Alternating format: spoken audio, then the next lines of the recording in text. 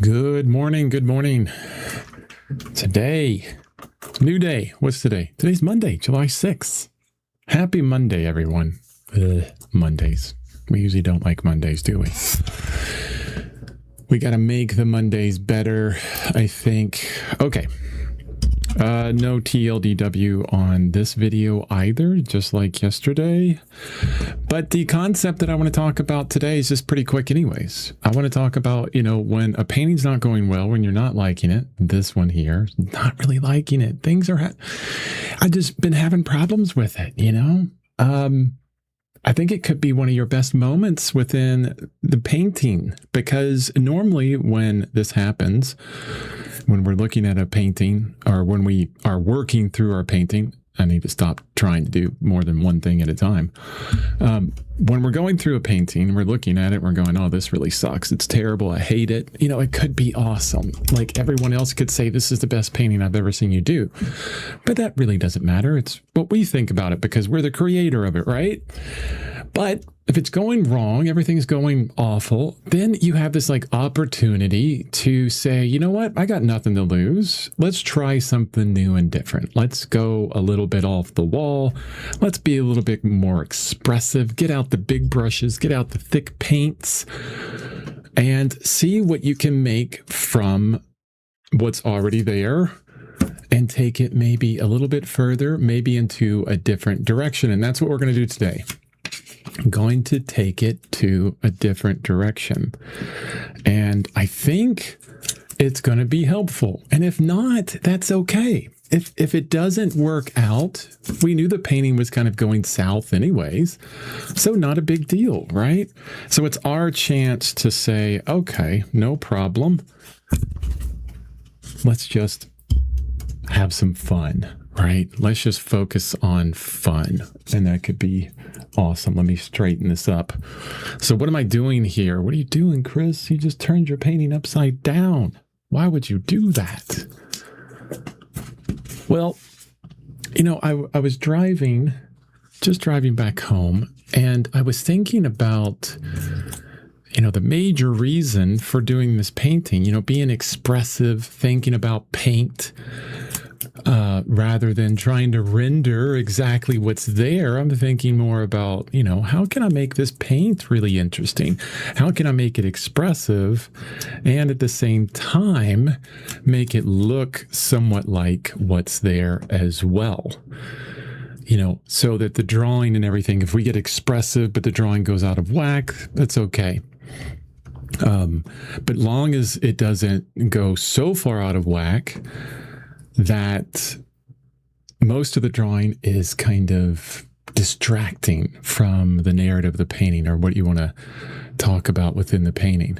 So that's what I've been focusing on, was that. But the problem, not the problem with that. Well, the problem is it's not going well. Number one, the previous painting went really well, but this one's not going so well. It's okay. It's okay. And I thought, what if I got in here and we helped Chris out? We said, Chris, we're going to help you out. We're going to help you remove yourself away from this idea of repeating what you see, repeating this reference exactly, because you want to focus on shapes anyways and expressiveness. Let's just turn it upside down. That's one of the coolest things we can do. Super simple. We can turn our reference, our painting upside down. And it's disorienting. Number one, I turned the image upside down and I'm like, oh my goodness. I feel like I'm getting a little bit lightheaded, like a little bit, like I'm on a roller coaster or something. And I don't want this color. I'm going to get rid of this color. I had it on there for something else, but I'm not using it and I don't need to use it. So just getting rid of it. Go away. Go away. So it's a great way to remove or help to remove this aspect of us understanding what we're painting. in the idea that, oh, I'm painting a finger, I'm painting a hand, I'm painting a back, I'm painting this. But if it's upside down and it helps us to kind of remove ourselves away from that understanding, it could help us just look at shapes and shapes alone, and that's it. And that's what I want to try and do today. Just focus on simple shapes and increase the contrast of this. I did like some of what I did yesterday, but then, we have these moments between paintings, between sessions on a painting, and we get to look at it. We get to think about it. We get to criticize. We get to bring in more understanding, right, for the painting itself. And the painting can change tremendously from one day to the next because of that. So we have these moments of pause where we can look at what we've done and adjust, be critical about it, and say, you know what? I think it's better if I go in a different direction. So sorry if this is confusing over here because I got my iPad there, plus this image here. Right. So it looks like there's like some kind of doubling thing going on. I could probably set up OBS so there's like a bar over there that kind of cuts things out, but that's for another stream. Okay. Now, the one thing that I just noticed I did, hopefully you guys see this. Look how my reference, okay? So this is a reference in Photoshop that has been flipped horizontally, not rotated 180 degrees. And I was like, what's the difference? Now I know what the difference is. Let's go back into Photoshop and rotate it 180 degrees instead of flipping it vertically. It makes a completely different thing. Maybe that's why I was a bit too disoriented with this. So there's that. How would we do this? How would we go image rotation? Let's flip it again. Oh my goodness, not horizontal. Whoa.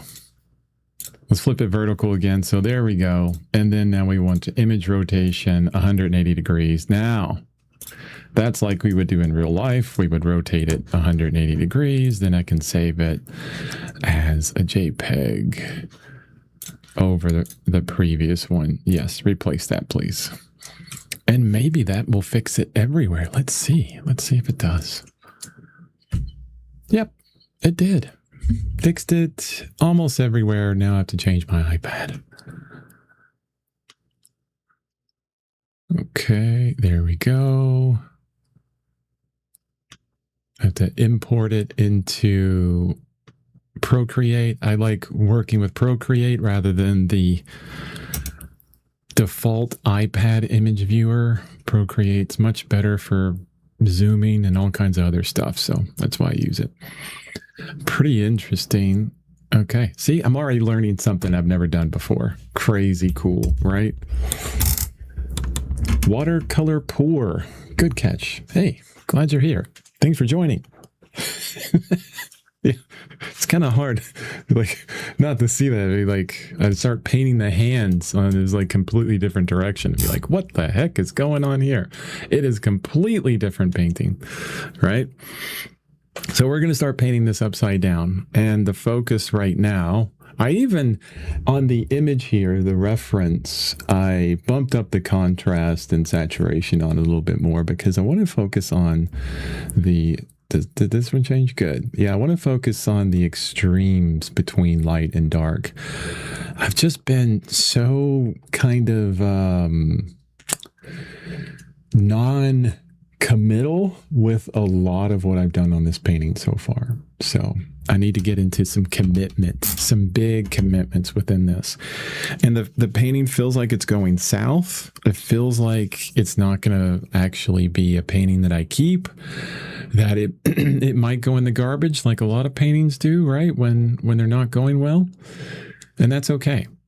And if that happens, it's like, all right, whatever. On to the next painting, on to the next. But we have this opportunity where we got nothing to lose here. And we can just say, let's focus on just big shapes again. Let's just breathe out. Before I was deep into it, the breath was in, I was all clenched up. Now I can just breathe out and think about big shapes, big areas, big delineation between colors. And I'm making mud right now. I basically mixed every single color into one to make this kind of like purplish thing. Let's see if we can warm it up a bit more, neutralize it with some yellow, lighten it up down here as well. I do want to keep it dark though. How dark is that? Let's see. Yeah, that's pretty good. Maybe a little bit more warmer. A little bit more warmer. I should remove these three colors here and just continue with Zorn and just simplify even further. Basically all the work I did yesterday, I just covered up with that one brush stroke. Just poof, done. Cleansing the palette, just starting again. Like in meditation, start again. Okay. So big shapes. I'm just seeing light and shadow. I'm not even going to focus too much on like this variation between light and shadow. Just like if there is a beginning of a shadow shape, I'm not even going to look at it as if it's a half tone or it has some kind of soft edge. It's just going to be big shapes. And I'm not even going to think hand. I'm going to remove the idea of hand from my vocabulary. And it's going to be just paint, just shapes and paint. Light and dark. And that's it. Many artists say, you got problems with a painting, go back to the bigger shapes, to the bigger idea. And we're going to move across this painting pretty quickly. You can see like the back here is in shadow. The hand side is in shadow. Blend it all together. Just blend it all together. It's fine. It's okay. It's fine. It's kind of like the meme of the dog or the like cartoon character that's in the middle of a room that's on fire. And they're like, yep, it's okay. Everything's fine. It's all fine. Just let it go. Let it go. Like Elsa did. Oh, geez. Sorry. Kind of sticky today, the paint. Thanks for being live. Always fun to learn from an artist painting in a different medium. Helps me to focus on composition, color choice, and the thinking process versus focusing solely on the media. Yeah, totally. There's always kind of like that play back and forth. I keep referencing it as breathing in and breathing out. Every now and then we have to tighten up. We're like, okay, this is an important part. Gotta do that. And then sometimes it's like, you know what? I tightened up too much. Take a deep breath, breathe it out, have some fun, and just go for it, right? Just do it that way. But I love that kind of oscillation between one and the other. It's okay. It's okay. And like I was like the title of this live stream, nothing to lose. I mean, it's oil paint anyways. It isn't like it's a medium where you put something down and it's like there. You can't cover it up. You can't get rid of it. Probably watercolor is that. I'm not very knowledgeable about watercolor. I'm sure there's a lot you can do with it to fix places. But from my limited knowledge of watercolor, it's more like, you covered up all of your white paper that you needed in this area, so you're screwed. Maybe it's different. I'm not sure, but that's the way I'm kind of thinking it is. So I feel like oil is a bit more forgiving in a lot of ways. Like I can put all of this down, it'll stay wet. Well, acrylic, I've worked in acrylic, it's the same way. Gouache is almost the same way. You put it down and it's there. You either have to paint over it with something opaque, right? Or you start over. That's my understanding of it. And I'm seeing these lines here, and I don't know what they mean anymore. I have to, because everything's upside down, I have to like retranslate from the beginning. Yep, you got it. Okay. Watercolor pour. See, I made some commentary on watercolor. And because you named, your pseudonym is all about watercolor, I'm sure you know what you're talking about. Definitely. Ooh, is that where the arm goes? Oh, I'm zoomed in. Okay, no, yes, that is where the arm goes, right there.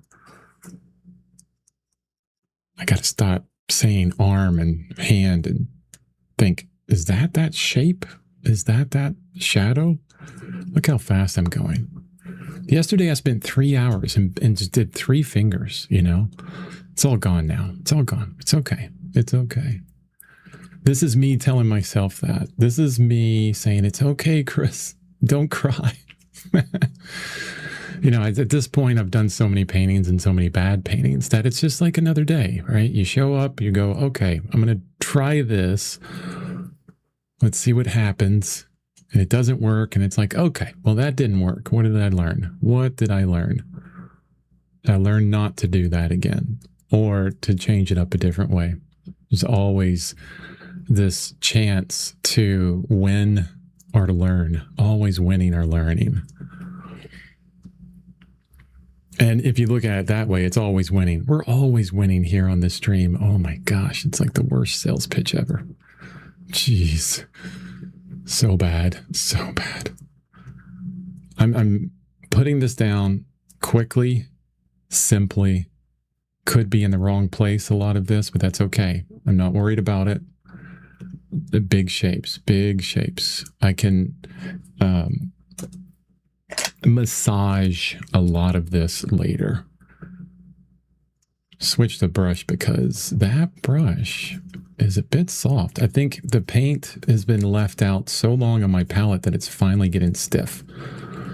Finally. It's been days and days. Okay. That goes here. That's there. I want this to be closer to gray. There we go. Like this part of the back is really interesting because it goes really gray, like green in some instances. It's not back anymore. Cookie Monster, hey, what's up? Hi, Omar. Welcome. Welcome, guys. Everyone. Very interesting perspective and subject. Yeah. Yeah. The whole stream is about nothing to lose. I'm not liking where this painting is going. I felt like it was going pretty good yesterday, but then after like really thinking about it, really looking at it overnight, yeah, just not happening. So we have a wonderful opportunity to just reset, to get back to the idea of just shapes rather than painting objects. So I turned the whole thing upside down, It's like when you're fed up with something and you just flip a table, right? It's kind of like that. You just flip your painting upside down. It's much nicer. You don't, cause a lot of problems. Flipping a table upside down could be a problem. Here, we're just flipping a painting. Super easy. Just flip it upside down. Just focus on shapes. Don't think about thumb. Don't think about arm. Just big shapes. Just go quickly. See, I'm going very quickly here. Normally when I paint, these strokes are thought out. It's like, okay, this goes here, that goes there. Right now, my arm is moving fast, my brain's moving fast, and the whole idea is just to get to something different, get to bigger shapes, get to a newness within this. And I need darker color. I'm getting lighter and lighter. I've been doing this already. I want to stop doing that. Darker colors. The reason why I want to do that, I want to increase the contrast. That was the other thing I was thinking about. It's like, man, this contrast really needs to increase. Making a lot of mud here as well. It's okay. We got mud on the bottom.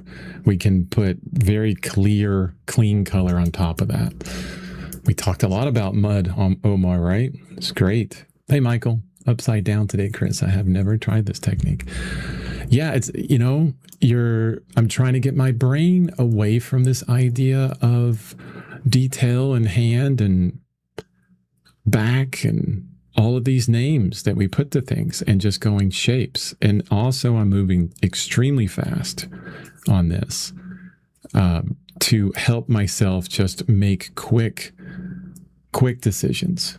Could be terrible decisions like this green. Let's go for it. Boom. Look at that. This is the kind of expressiveness that we can do if we feel like it. And I've talked before about, we can be very expressive, but also controlled within it. So we plan out where that stroke is going to go, and then we put it down. Bam. It still looks expressive. The only difference is our hand wasn't moving really fast. Our arm isn't moving really fast. So expressive doesn't have to mean that your arm is moving really fast. But right now, we're going for it. We're going. Even this hand up here, I'm afraid that it's going to look terrible. It's okay. The worst that can happen is that I, throw a little bit more paint in the garbage, that I lose this paper and I lose the time that I spent into it, and I learned something. And that's probably the most important, is like when we have a failed painting, don't just let it fail. Don't just say, oh, that sucks, let me throw it away. No. Sit with that for a little bit. Go, what happened? Why did it get there? And a lot of times the answer is, I don't know. I have no idea. Well, maybe put it up on a wall and go, okay, let's figure that out. Eventually I'll figure that out, because it's shouting at me. It's telling me something's there that's going to help me be a better artist. I'm not sure yet, but it's there. All I'm thinking about is shape, value, and big shapes, like big delineation between light and dark. It's still pretty messy. It's still very messy. Very messy. I think I can, once I get some more of this down, I'll probably reset my entire palette. Once I get more of this down, I'll go in and clean up some of this. But this is, reset time. Big reset. It's what we want.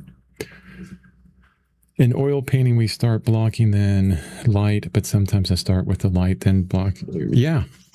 I mean, there's so many artists will tell you, I'll start with the shadows. And, the reason why many artists say that, and I've said it so many times as well, it is a little bit easier, because if you think about it like this. Let's say that you're not painting, and you have a big white sheet of paper in front of you, and then you have this big chunk of charcoal.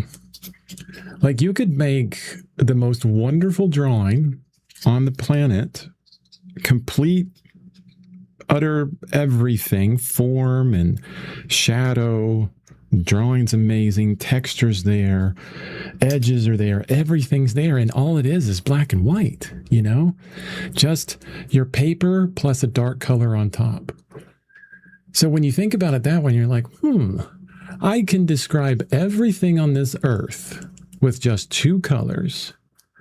Well, that's basically how we, most people say start with shadows, because you can get such a quick read on your entire painting, your entire drawing, everything you're doing by just blocking in the shadows first. You have a light piece of paper that you're working on. Maybe you're working on, black. Then you block in with your whites and you basically get the same, and it's just to get to a quicker understanding of where the painting's going to go, like as fast as you can, those bigger shapes. And see this little scrubbing, I need to stop doing that. You know what that is? That scrubbing that I just did, that's like me saying I don't have enough paint and I'm too lazy to get more paint into this brush. So I'm just going to scrub it around. No, let's put it on thick today. I'm laying everything on thick today, which is a euphemism for lying to you guys too. Totally laying on thick today. Just going for it. And I'm totally fine if this painting fails completely, and I just go, yeah, it's just not working. Not happy with it. Let's start over. Let's do a different subject. Let's make a different painting. Let's do something different. But sitting with it for a bit and saying, okay, why did it fail? Why did it fail? And I think it's probably one of the same reasons why I had so much trouble on a previous painting where I had to redo the drawing so many times, because there was, I'm kind of warring inside of myself with this idea of expression and accuracy. And it's something brand new for me. Like I'm usually pretty accurate with everything, and I want to push my expression. So, and it's one of those things where I feel like when you're pushing that, it can go off the rails pretty quickly, and you could not notice it going off the rails. And then all of a sudden your painting's just kind of failing everywhere. And you're like, oh, I didn't notice it. And then you don't even notice why. It's a funny thing about painting. I don't know if you guys feel the same way, but a lot of times, and I think it's the same with a bunch, artists that have been doing it for much longer than I have. I think even Rembrandt, or the best artists on the planet, probably face this, where they're like, okay, I'm doing another portrait. I've done 600 portraits. And, how is this one going to challenge me now? And they'll get into this portrait, something similar that they've done so many times. And then all of a sudden it's like, okay, this is not working. Same process, same everything, but it fell apart, And I think that's like a normal thing that happens. Maybe I'm wrong. Maybe there's another artist that's going to come in here and go, you know what? No, I have this perfect process where every painting I do just turns out amazing right away. See, that was a bad decision. I want that light, and I just brought the value way down. No problem. Let's get the big palette knife in here. Scrape it down. Cool. Okay. And speaking of palette knives and palettes, I just put out that white, so it's good, and I just put out the black, so the black is good, but everything else is getting a little too stiff for me. It turns sticky, which I don't like. And I'm getting confused by the blue and the ultramarine, alizarin crimson that's on there. I'm going back to my simple Zorn palette, which I know so well. We're going to simplify down throughout the entire process. It's messy, but with the correct value. Yeah, except for that one I just put down. I bet you as soon as you said that, I screwed it up. How about the underpainting? I think it's necessary. Also, it gives the tone. I've seen Richard Schmid is really interesting. I mentioned Richard Schmid, Schmid, a lot. And he was one of the only artists that I've ever seen that would start with just about, straight detail right away. Almost. He would put down something to kind of respond to, right? And he was able to move through the whole painting that way and just kind of start with finishing strokes for the most part, and then continue the whole painting through. And it takes, a lot of skill and focus to do that. And when we block in a painting, it's because everything is relative, and we're kind of sneaking up on that relative idea of value and color. And when we're starting out with maybe a gray canvas or a white canvas, that has nothing to do with any of the colors or values that's in our subject matter, if we can do a block in, okay, again, like we start with maybe the shadow side first, and then maybe we do like the mid-tone, and then we leave the white of the paper for the lights. That gives us a tremendous understanding of the value structure of the whole painting. Like if we did it with just, black and white or something like that, or we could also do that and think about color as well. So we get like this value structure, That's probably pretty close or somewhat close to the entirety of the reference. But now we've also introduced some color. So it's kind of like we're sneaking up on the relativity of the entire painting. And we can see, okay, the value structure is on in these places or off in that places within the block N. And we can go, you know what? This needs to go warmer. That needs to go cooler. And we can only tell that. The only time we can really tell that is when we do comparative color with everything else that's in the painting. So we need to have something down because it's relative to what's next to it, the color that's on there, to give us that understanding. So it's just sneaking up upon it. Richard Schmidt is the only one that I've ever seen that's been able to do that. Like he could probably have seen like beginning to end on a painting before he even started it, which, just takes a tremendous amount of skill. But that's my opinion on why the block N is done. Getting close to it and then understanding that, know where you need to change, and then go for detail strokes after that. Cookie says, in the past, only one painting in 10 was a success, but nowadays I don't let a single painting fail. Ooh, at least when it comes to my serious work. Yeah, that's nice. And time and effort onto a painting, you're like, no, I'm not going to let it fail. Just keep going. Erase, paint over, erase, paint over, erase, paint over, if you have to. And you're like, no, we're going for it. But I'm okay with failure. I'm okay with it just going, it could be easier to just say, you know what? Leave this where it is, let it dry. I'm going to start over on a new one from the beginning. Take all that I learned from, let's call it that initial study now, right? And then into this painting. That's possible. We can do this, It's our own game. We make our own game. Okay.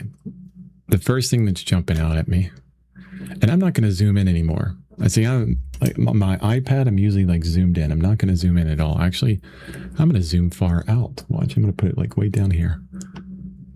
Oh, I can't go closer to the edge. Okay, whatever. It's a little small thing. Big shapes, Chris. Stop looking at the details. Stop it. Although I see this, there's this like orangey thing happening. Oh, it's those little fun parts that will always get me. They will always get me. See, I'm putting this orange over in a purple. And the purple's like, hell no. I'm not going to let you put that over me. I'm going to mix in and gray it out. I can do it. It just needs to be thicker. Yeah. I'm liking some of these marks already, already liking that right now. And I said that yesterday about what I was doing yesterday. I'm like, oh, I'm liking this and I'm liking that. But then, here I am basically at the beginning again. Big shapes, Chris, big shapes. Squint down. I'm squinting, closing my eyes so that my eyelashes cross each other. It's the best way to see value in anything that you're looking at. Gets rid of the details, darkens things up, especially shadow areas. It unifies the light areas when you squint, unifies the shadow areas when you squint, brings in just bigger shapes. Like that thumb just gets really confusing even when I squint. So let's just boom, boom, just put it there. I am thinking a little bit about saturation and color in some places. These little touches right before shadow goes into light or light goes into shadow. That's kind of fun. This big light area here. Is that the right shape? Sort of. And you can see, okay, see how I've slowed down a bit? Like it's still expressive. I'm still thinking big strokes, but I'm like, I see this shape here. Can I get it in one stroke? Poof. I'm even turning my brush as I'm going. So it's a little bit more controlled, but still thinking in a big way. It's still a bit faster, a lot faster than I was working yesterday. I'm also really painting with a lot of impasto. Impasto is when you have just a ton of paint in your brush. You put it onto your canvas or your paper, whatever you're working on, really thickly. It's nice, luscious paint when you paint that way. Hey, Doobie, welcome. How you doing? Big shapes, Chris. Avoid details. Yes. Over and over again. You're going to hear that like mantra repeated constantly. I'm meditating here. Meditating on big shapes. Big shapes. Big shapes. You guys are going to be like waking up in the middle of the night. Big shapes. Oh, crap. Damn it, Chris. It's like a bad song that got caught in my head, Chris. Thank you. I appreciate that. And then maybe you'll go back to a painting and then all of a sudden it's like big shapes happen and you're like, oh, wow, this is cool. Not sure. There's no bra there. You know, just like the Matrix. There's no spoon. I don't see a bra. I don't see it. There is no bra. There's just big shapes. There's just light and dark. And only a Zorn palette too. That's all you got. That's it. And this shoulder is just, I mean, it's glowing. It's just white. It's just right up to the scapula there. I could probably scrape back to white. Let's see how far I can get back. Yes, I can. Let's do that. Much better. Much better. Like, and there's these shapes up here that's really interesting. It's like a big triangle here. Scrape into that. I don't want to do too much scraping. Actually, I want to put down a light color like I did there, which will take on some of those halftones, you know, and then just maybe scrape. Let's see. There. I feel like you know, you like before you really realize you need glasses, you're squinting at everything. You're going, oh my gosh, can't see that. And then someone says, you know, you need glasses. That's what I'm doing right now. I'm just like, I'm squinting so much. It's like right before I really broke down and got glasses. I haven't maybe had glasses for like a year. And right now it's getting to a point where, man, I have to wear them all the time. It's really annoying. Yeah, Zorn, Cad Red, Yellow Ochre, Ivory Black, and Titanium White. But it could be Lamp Black. I'm not sure the difference between Lamp and Ivory. Tell me what the difference between Lamp Black is and Ivory Black. Ivory Black's a more warm-ish black. Lamp Black could be the same. Maybe it's transparent. I'm not sure. Sharpen only the focus point. Yeah, the focal point. Yeah, I've talked about that before so many times. I can always go back into that. Like we can always go back into detail, right? Actually, you know, in oil painting, I guess that's where it can get, where I say it's like forgiving. We can go into detail. We can pull out into big shapes. We can scrape it off. We could paint over it. It stays wet for a while. I feel it's much more forgiving, right? Maybe watercolor guy here, person, sorry, Mr. Water. Maybe the watercolor person here knows a little bit of oil and watercolor and can tell me if, you know, watercolor is as forgiving as oil, or which is the most forgiving. I would love to hear that opinion. That'd be great. Let's scrape that off too. All the way down. And that background, I want to hit that background too. And right here, that's just white. Right here is just white as well. Okay. I could do the same here. And here. Look at that. Just scrape back into it. Just pull it right back off. You put it on, you pull it off. I mean, that's this whole painting. You know, several paintings I do. You think it's like this super smooth thing. I wonder this is why a lot of people are afraid of, you know, showing their work, even the best artists out there, showing their process. I can't, I can't show people, I can't pull back the curtain and show them all my faults. It's too hard. Not me. It's all out there. And you only see half of it still. Yes, only with Ivory Black. Okay. Thank you, Cookie Monster. Okay. You guys are talking amongst yourself. That's awesome. Ivory Black, because Ivory, it's a little bit blue. Yeah, you can get, it's still a warmer black compared to a lot of other blacks I hear. I've only done Ivory and Payne's Gray, and Payne's Gray is a blue black. It's very blue. Yeah, you can't scrape off watercolors. There you go. So that probably already says that watercolor is a lot harder. Watercolor isn't very forgiving. You really can't use white. Yeah. Thank you, Loki. Loki dokie. Okie dokie. Okie dokie, Loki dokie. Wow. Just quality streaming there. Can't, quality. It's like the bad dad jokes that are really bad. Sometimes you get a dad joke that is just like so bad that it's good, but no, this is the mediocre dad jokes that just flop. That's me. You're welcome. Okay. Oh, this hand here. That's why I put the white down. I've been so deep into like trying to save all of the paper for these lighter areas, kind of like I was working in watercolor, and I do like that. There's a glow that you get, fantastic glow that you just can't get with like putting titanium white down and a little bit of color into it. So I was trying to save that as much as I could, but not anymore. It's not working, so we're going to change it all up. Turning it all upside down, turning it all on its head, literally.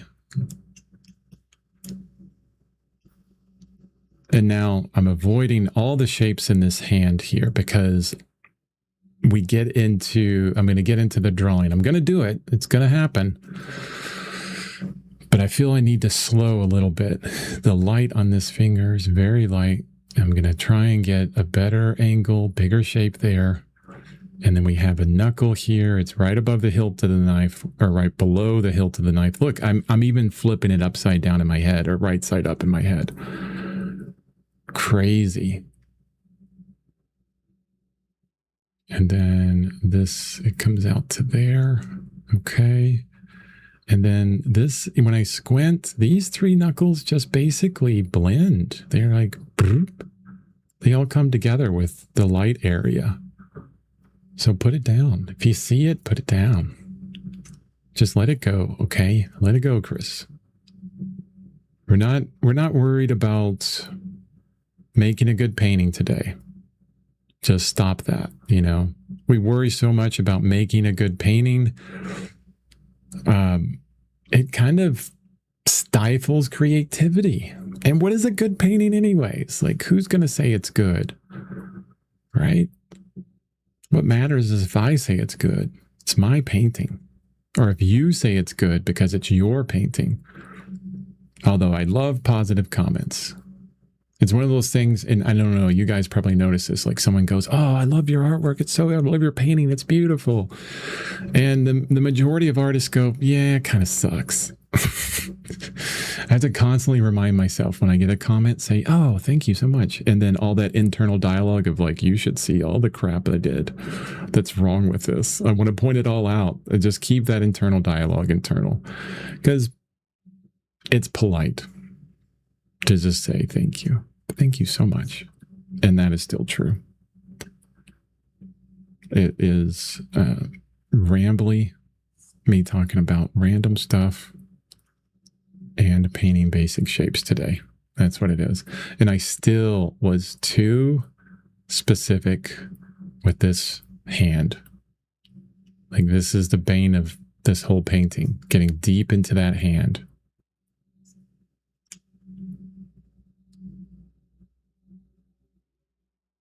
I mean, we looked at Olga Bolznanska yesterday, and I think I was so influenced by that.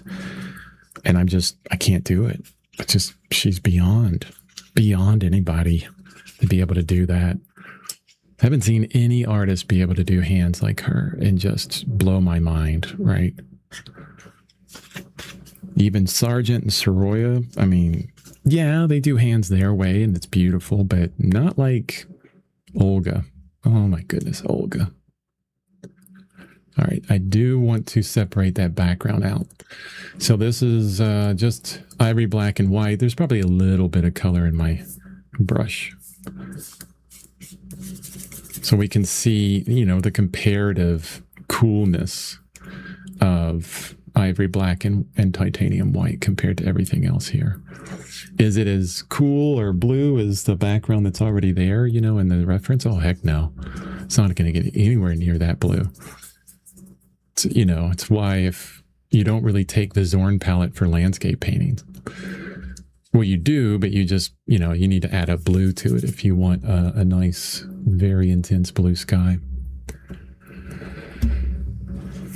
Oil is more forgiving, in my opinion, as watercolor layers depend so much on the paper you paint on. Too many layers can deteriorate the paper. Yes, I've heard that multiple times.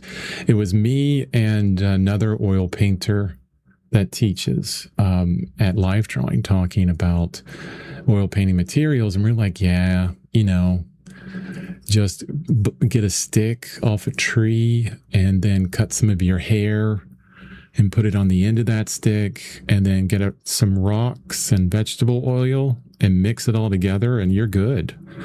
That's all you need for oil paint. You're okay. And, you know, not that extreme, of course, but a watercolor artist was there and was like, no, for watercolor, no, you got to have really good paper and really good paints. It makes a huge difference. Another reason why I probably won't be doing watercolor anytime soon.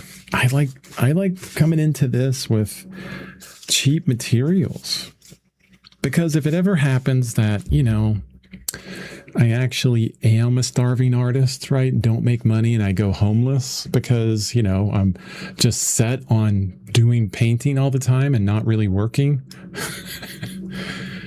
Then I can still paint, you know, just a few rocks and, you know, some hair off of places on my body I won't mention on a stick and paint with that. I'm sure that's already happened in some contemporary art circles. I'm not worried about a good painting, only about saving the world. Oh, is that it? Just that.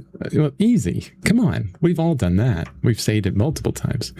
That's right. I recently discovered how cool gouache paint is. Gouache. Yeah. Yeah, well, I mean, it's opaque watercolor, so it is, I think it is a bit easier. I mean, in my opinion, I have painted in gouache. There is acrylic gouache, which is ridiculous. I don't know why people would do acrylic gouache. It's basically gouache you don't activate again. But I love the idea of like being able to activate it again. Although it doesn't work so well, it's like one of those mediums. It's like, yes, you can activate it again if you want, but it's better done in single layers. Just it forces you to focus on exactly what I'm trying to do here, which is just big shapes, getting it down in clean layers, just putting it down. I think it's a wonderful place to start if you don't want to get into oil painting, but eventually you do. Start with gouache. Excuse me, I'm like burping in the mic. Sorry.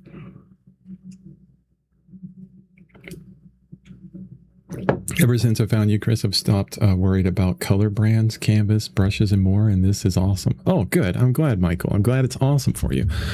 I know a lot of people think it's like super important, but dude, I want to do a video on this, but I don't have the paint with me. I was over a friend's house, and she has this whole wall of acrylic and oil paint, and it's Gamblin, Michael Harding, Old Holland, and something else. One of the other most expensive brands. And those are, I mean, Gamblin, I don't like Gamblin. It's not the most expensive brand, but Michael Harding, Old Holland, Williamsburg. Those are your like most expensive, right? And they're beautiful paints. They're fantastic. And I was there and I brought some of my paints over and I wanted to do a test. And I didn't want to use up a lot of her paint, but I got this Burnt Umber by Phoenix, Artist Oil, right? And then I got a Michael Harding Phoenix and a Gamblin Phoenix. And I did a side-by-side test, just playing with them on white paper. And I'm going to say this, and I fear when I say this, and the reason why I don't like saying it is because maybe I just don't know. But I could not tell the difference between Michael Harding and Phoenix Artist Oil. Like if I mixed that burnt umber, like Michael Harding burnt umber, with a different color, I could feel like the pigment in there would be more, so it would be a higher tinting strength because it's more pigment per oil. That's why they're more expensive, right? But as far as like just one-on-one, one color next to the other, and of course it was burnt umber, they had the same richness, the same saturation, the same viscosity. Both of them felt good in the brush. The only one that was odd out was Gamblin. Did not like Gamblin. I don't like Gamblin anymore. I used to paint with Gamblin all the time. Don't like Gamblin. Hey, Dennis, welcome. And I'm doing great. Thank you for asking. But it was an eye-opener. And I'm like, why would I even buy Michael Harding? And I think everybody needs to kind of experience that, right? And I tell people, start out with a simple palette, the Zorn palette. If you get a cadmium red hue in Winton, it's going to be as opaque as cadmium red with cadmium in it. Cadmium red hue doesn't have cadmium. It's a manufactured color that will look just like it. And usually the difference that you have with hues or any other reds that would be close to that is they're too transparent. But with Winton, titanium white, yellow ochre, cadmium red hue, ivory black, all of them are opaque. They're the cheapest colors you can buy. Actually, I just looked online at dickblick.com, and I kid you not, they're like $4.44 for each one. For a 37 milliliter tube of paint, and that cad red will last me for like 100 paintings. I kid you not. That tube will last me for that many paintings. I know. The white, definitely not. I'll replace whites like crazy. The black, I'll probably bring in a few more tubes of black and maybe yellow ochre as well. But it's so inexpensive. And when I do a test next to some of the most expensive paints, and I'm like, I don't see it. I don't see the difference. If anything, maybe it says several things. It could say, well, Chris, you just don't know what you're talking about. That's one thing it could say. You can't see the subtlety within those differences. That is maybe super important. That's one thing it could definitely say. That's one thing I'm afraid of. That's why I don't like really try and share that too much, is because someone may come on here and go, no, it's so much different. It's the best thing ever. And then I would have to like grill them on exactly why, in objective terms. But the other thing I think about is like, well, if I can't tell the difference, my opinion on that is the only one that matters. And maybe I just need to paint continually more with inexpensive paints. Then maybe eventually in the future, possibly maybe, I'll be able to tell the difference. We don't know. Not sure. But for me, if I can't tell the difference, it's okay. There may be a more sensitive artist out there that looks at, Winton versus anything else and says, oh, it's terrible. But I've even looked at, there's several videos I saw on YouTube where people are like, this is why I hate Winton, or student oils. And it was interesting. One of them I saw, for some reason, their Winton oils were like really thick and dry. Like they came out of the tube like chunky. I'm like, ooh, that's not right. Like I've never had that happen. And that was about it. It was just all about viscosity. And that was one of the things that told me, and a bunch of artists that I talk to all the time, about what they prefer as far as oil paint's concerned. And it was all about viscosity, the working properties of it. And then within that, I would say, okay, well, maybe use a different surface and a different brush, and I bet you that your opinion on the viscosity is going to change. And it usually does, because it depends on those three things. But it's mostly about like the handling property of it. And that's why we get into mediums and all this other kind of stuff. I'd rather grab a paint right out of the tube that has a viscosity that I want, rather than have to add medium to it. It's another expense, another thing that's going to prevent me from getting right to painting. And that's the way I like to do things. So opinionated. How you doing today, Chris? I'm doing well. Why the dislike for gambling too thick? Yes, that's exactly it. And like I go right back to that. It's a viscosity thing. When I first started painting, it was all gambling, and I swear I could be wrong. It was not that thick. But then I started getting, they changed their cover into, it has like this kind of circle on it. And I kid you not, like I got a titanium white in gambling, and it came out with chunks in it. Like it was smooth, and then all of a sudden it would come out with some chunks in it. I'm like, what is this? What happened?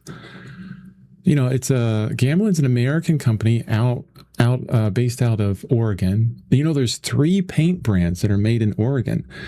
Gambling, Williamsburg, which is owned by Golden, and then one other that's made there. I'm trying to remember, there's a third that's made there. I can't remember which one. Graham, I think, is made there as well. It's so interesting, like why oil paints are made in Oregon. Why is Oregon? I used to live in Oregon for a year. It was a fun place. But yeah, something happened with them. And I ended up giving away all my paints, all my gambling paints to a teacher locally that was happy to they were on a fixed income, older individual. And it was so nice to be able to help them out with a whole, 50 tubes of different colors. A lot of them were really weird colors, but yeah. Okay. What am I doing here? Let's go back. What am I doing? Big shapes. Big shapes, Chris. Big shapes. Okay. I'm just pulling back here. I should lean way back also. This is why the handle on the brushes are so large, I guess. It's a guess, right? The most important thing is to master value, chroma, and not the brand of the pigments. Yeah. Value, drawing and value. If you get those two things down, you could do anything. Drawing and value.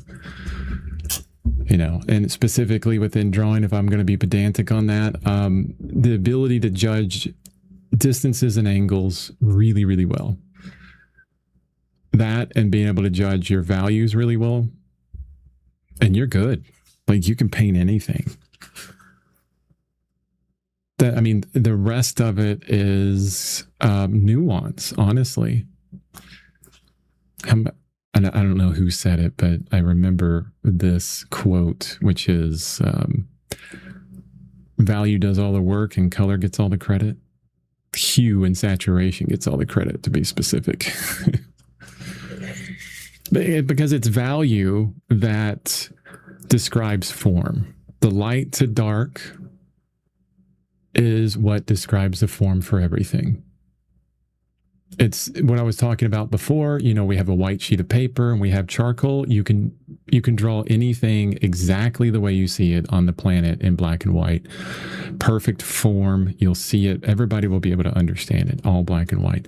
And it's nothing but value. Do you need color to do that? No, you really don't. Do you need hue to do that? Well, black is a hue. White is a hue. Do you need saturation to do that? No, you don't. Yet black has saturation and white has saturation. It's just desaturated completely. So every color has all that, but you can be neutralized completely. I'm being so pedantic here, with just black and white and still make anything look like anything. It's the most important part. Chroma. I like chroma, saturation, intensity, same thing. A lot of people say value and tone as well. Like those are interchangeable. The Zorn palette is fantastic. It offers a wide range of possibilities, and I'm a fan. Great. Yeah, I like it. especially for figures and portraits. I mean, it's really all you need. I like to push it a bit, like this painting from that I did last. You can see it goes into a little bit more bluish blues, greenish greens, very bright yellows. Your tertiaries will, the only accent color you have is cadmium red. You can get some great, very intense reds and then pinks, right? The orange will be very desaturated, so your secondaries are desaturated. You can't get any bright blues whatsoever, right? There's no way you're going to get anything like this tape up here.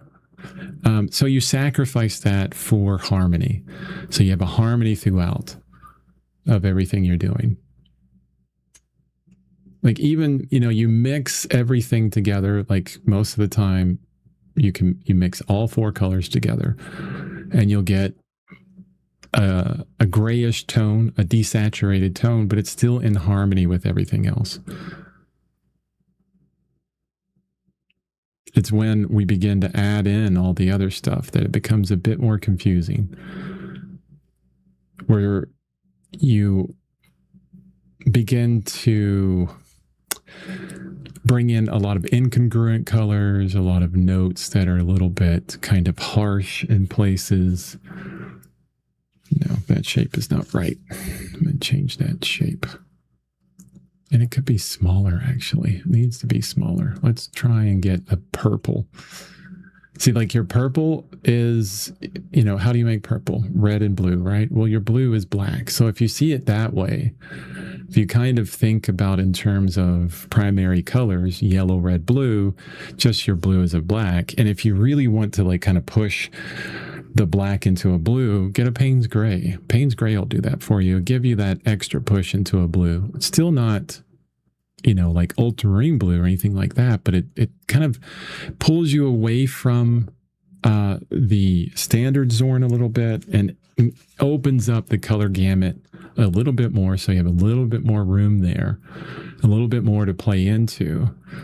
And I think it's, that's one of the most fantastic things about it is because you can have everything you need in the Zorn palette, but it's also easily extendable, like slowly extendable. You start with the Zorn and you say, I want to replace that ivory black with a Payne's gray to get a little bit more blue. And then do a few paintings with that and figure that out. And you're like learning that a little bit more. And then you go, okay. Now I want to extend that yellow. Yellow ochre is a little, it's not intense at all. Let me bring in like cad yellow. Oh, now you got some crazy oranges. All right. So you can continue to kind of work it to expand it a little bit at a time. I mean, normally what we do when we first started oil painting was we go, hey, I guess I'll just get this set of paints, and they have 12 colors and it's the rainbow that you're looking at, right? Values all over the place. And it's just confusing. It's just tremendously confusing. And then, you add on top of that, you have all these colors and you're trying to figure out color mixtures. And then you add on top of that, I got to get the drawing of this face right. Oh my goodness. I mean, you just, the complexity goes from 0 to Rembrandt in 2 seconds. How many of us have seen like beginning oil painting and they're like, here's all the colors you need. And they list like 15 colors out. And you're like, what? No, that's too much. I can't deal with that many colors. And actually I started out oil painting with Alla Prima book. It's now Alla Prima 2. But when he first wrote it years and years ago, like I think in the 90s or early 2000s was the first, maybe it had to be in the 90s. And I got his exact palette, like 13 or 15 colors. It was crazy. Oh, pounding headache. Sorry about that. Oh, that sucks. I had one the other day. It's terrible. I have a lot of problems with headaches. It's awful. Some medication I have to take for my kidney transplant does that. Ugh. I do not envy it.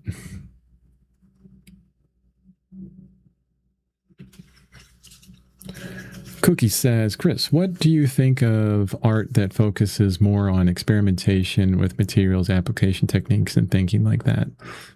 I think it's fantastic. I mean, I can't say anything negative about any way that anybody comes to an art form, I have a very broad opinion on art in general because there's a lot of very modern, very contemporary artists that I like a lot. I would go out of my way to see their work. I want to go down to Texas. This is a trip I need to make and see the Rothko Chapel that's down there. That's bucket list thing for me, and just big, broad expanse of color. The guy was trying, he's listening to classical music or maybe music in general. And everyone that I'm talking to here knows what I'm talking about. Like, you hear a certain song, you get this like visceral feeling from it, right? Just instant visceral emotion. And that's what Rothko wanted to try and capture that in paint. Like, it's so hard. Like, every time I listen to a song and I get goosebumps or something, I'm like, man, I wish I could do that in paint.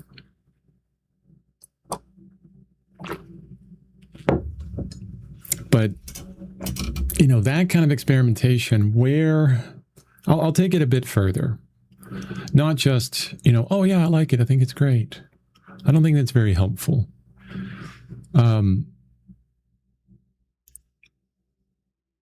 I started out in art exactly like a lot of representational artists. I would denigrate Pollock, Rothko, and all these contemporary artists, Rauschenberg and Duchamp, and everybody really kind of that challenges the status quo, right?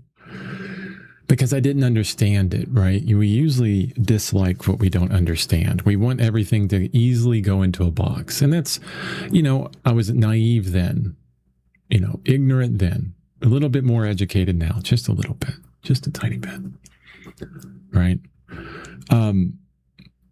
But I was, deep into John Singer Sargent, Sorolla, name any other artist kind of around that era, right?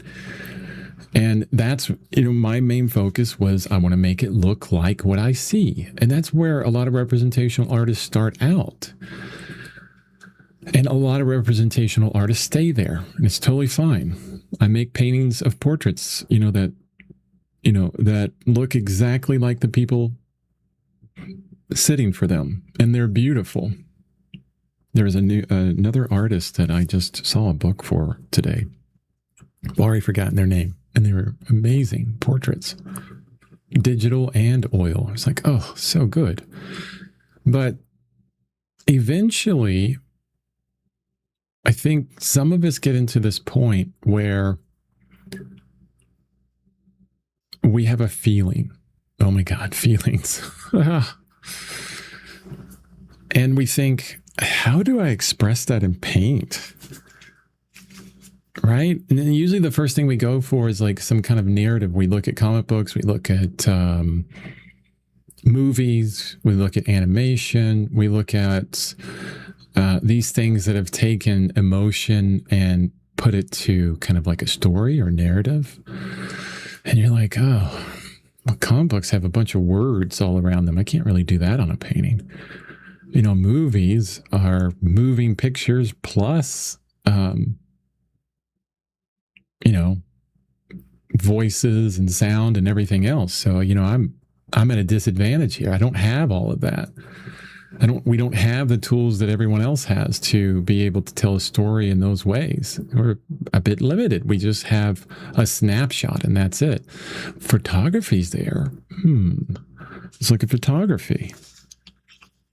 And then we'll start looking at artists that are describing sad and happy and all these different types of emotions. Something a bit more about the image or the sitter that we're painting or drawing from. So we start thinking a little bit less about it has to look exactly like them and more about this kind of narrative, this I want to express this kind of emotion. And then you start going back to some of these contemporary artists that have different reasons why they're doing what they're doing. And the traditional way of painting would never be able to say what they need to say. Like I always like the example, a courageous line. What does a courageous line look like? We kind of know what a happy line looks like or an angry line. We can kind of view that in our head. But when we go into these like more complex emotion, like how do you say courage in a painting? And probably a lot of representational things pop into our head with that. We're looking at or thinking about what's his name? Oh, Golden Age illustrator, Saturday Evening Post, Rockwell. And we're thinking about Rockwell, right? A lot of emotion in there. Telling the story, definitely. Comic book without the words. Like one of the best American painters ever, really. Said a lot of things with their artwork. I like Kehinde Wiley. Kehinde Wiley is fantastic. Very, very well done, very representational, yet, has a lot to say. But you may get into something that needs a different way of applying paint. And it may turn out to be like, oh, it's not paint in general. It's going to be collage. It's going to be metalwork. It's going to be clay. It's going to be, what do you call like 3D and 4D work where, it's installation. There you go. It's an installation of like audio visual stuff. And to other people, it's maybe a cacophony of nothing and just weirdness. But then to some people, they're like, oh, well, let me sit with this for a moment and see why they did this. Like the visuals are interesting enough for someone to say, oh, let me read the plaque. Let me read some more information about this. And then kind of the light bulb goes on. Oh, this is what they're saying with this. Oh, this makes so much sense now. Wow, it's amazing. I've done that so many times by seeing artwork in person where you look at it and it's visually interesting at the beginning, but you're at the same time you're like, well, I don't understand it. So you start diving into it. And then like the whole world kind of opens up for you. You can see how they're describing a very complex set of information in a very simple way. Yeah. So that's why I love contemporary work. That's why I think it's wonderful to go into it. I think that's the separation between many people like my old self that had no idea and others that just love it tremendously. Because there's some things that we just can't say with exact representation of what we see in front of us. It is a limitation in some ways. And there are artists that need to break away from it. Like look at, I can show some artists in a second. I do want to, the Vermilion comment, definitely. Vermilion's great. I would just say, whatever paint that you use for your red and your yellow, keep it opaque. You maybe don't want transparency. I like opaque reds and yellows. Vermilion's great because it's not going to get into like heavy metals. I don't think vermilion is a heavy metal. I'm pretty sure it's not.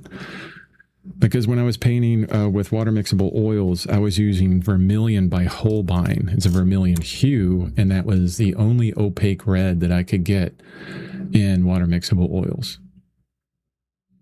Didn't try every single water mixable oil out there. Okay, just that was the one that was available to me. I'm trying to think of some very contemporary artists that have really changed how I feel about works that go further. That it changed. It's no longer about representing what's there and more about like communicating something more. I don't always want to say emotion, but it could be more than that.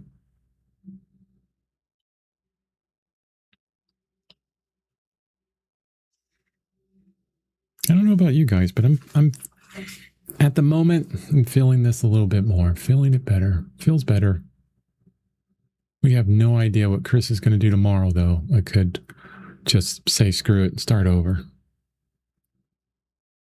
And what I'm doing now as I'm going through this is I'm delineating these values just a little bit more.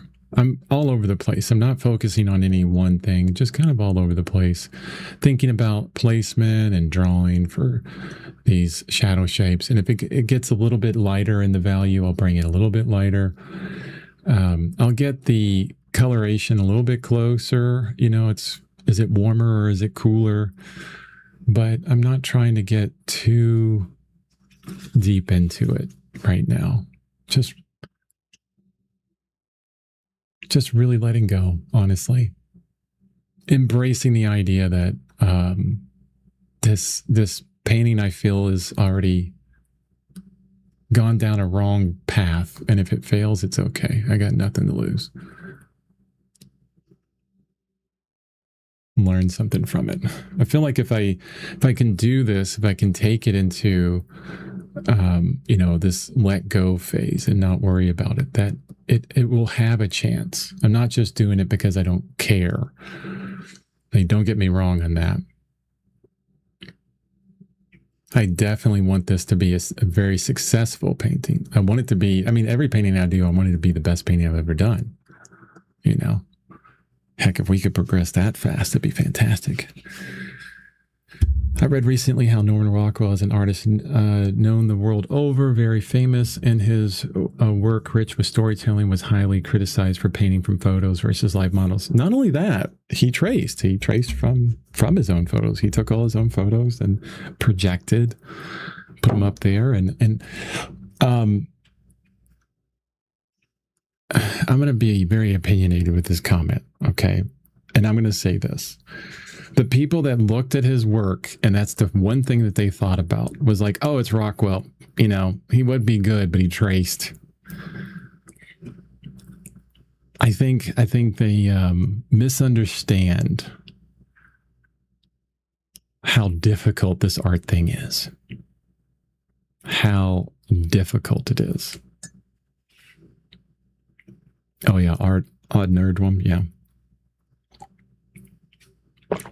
But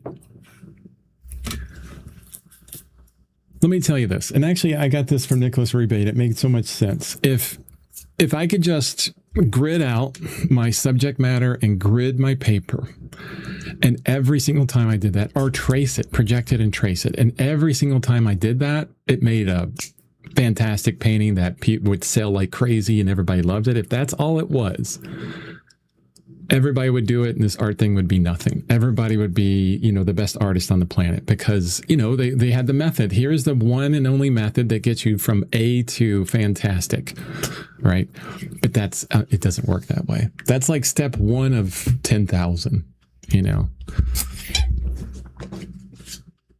Yeah, there is no cheating anymore. I'm sorry. You look at someone like, Craig Mullins, godfather of digital painting, the amazing paintings that he uses. He photo bashes a lot of things, and there's still like the most amazing things out there. There's a million other artists that are photo bashing, look nothing like his, not near as good. Is it the photo bashing that makes him better? No.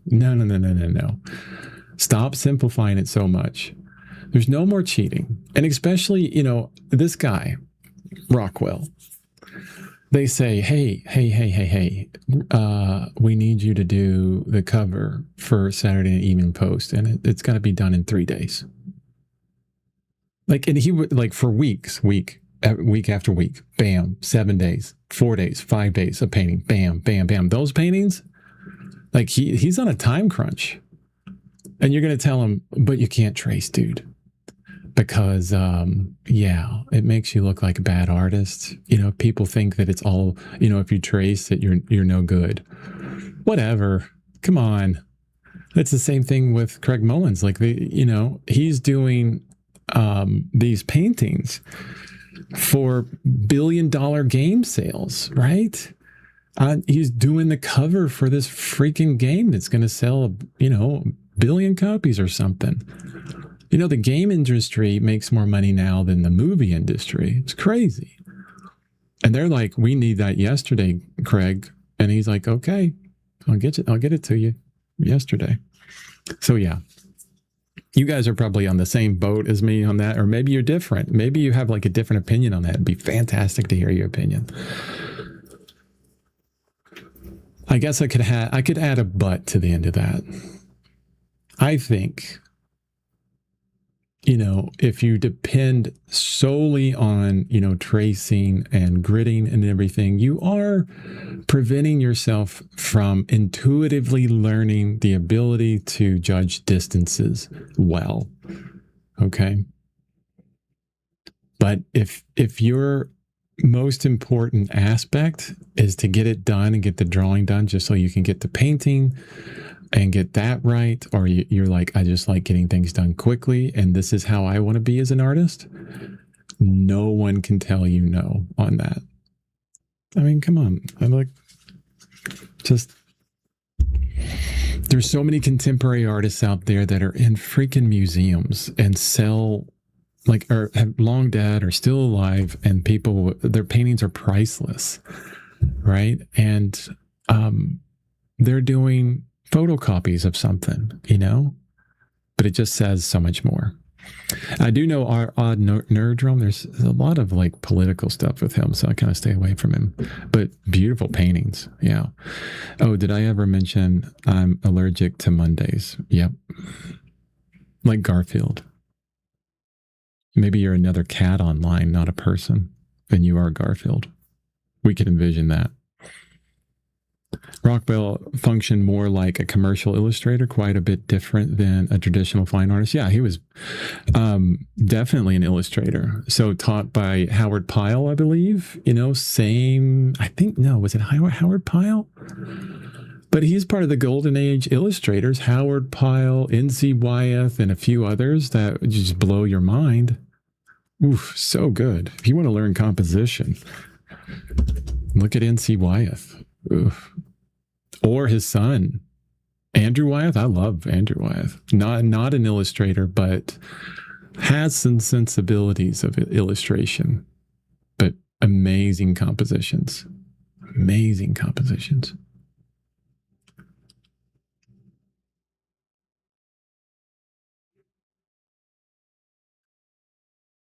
Yeah, I'm kind of losing my way on this painting right now. Let's go into some more comments. I could run away from the painting and just focus on comments. Ugh. Oh. The only comments I get on Twitch is spammers. Hi, spammer. Go away. Bye-bye. You're banned.